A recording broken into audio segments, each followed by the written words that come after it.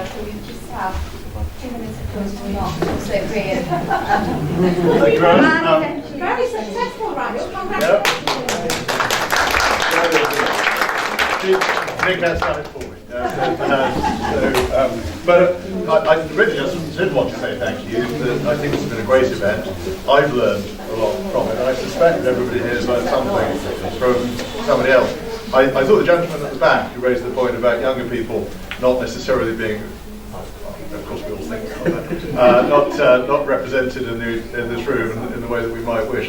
None of us really gave you an answer, but I think that's because we all thought you'd made a point that landed. So something we all need to reflect on.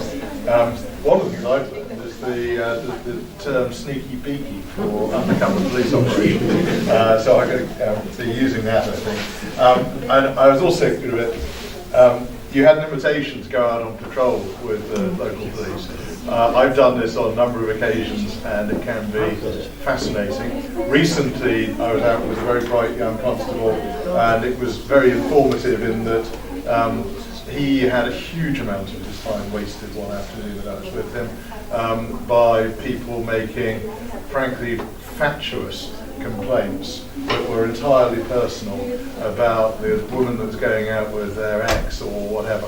And he ended up calming everybody down, indeed, but it just brings home to you how much police time is wasted by people being frankly idiotic. And I'll mention briefly as well the time that I was out with a community officer in Hale Village a few years ago. He took me to a teen disco at the Ashley Hotel.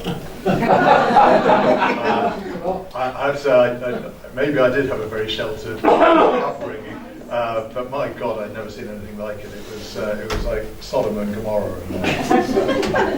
And he did brilliantly locating hidden bottles of vodka and such like, and quietly tipping them into the bushes outside, which anyway, I'm sure I lost a lot of future voters on that one, because I don't blame me for the loss of their illicit alcohol.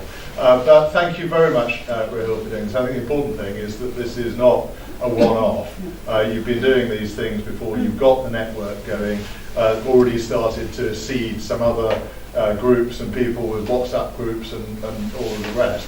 And I think we've heard the plea from our police as well, saying, let us have the information, make sure we know what's going on, both so that we can all make the case for the fair share of resources for Trafford, but also at an operational level so that they can do their job as effectively as possible. So thank you all for coming, and thank you for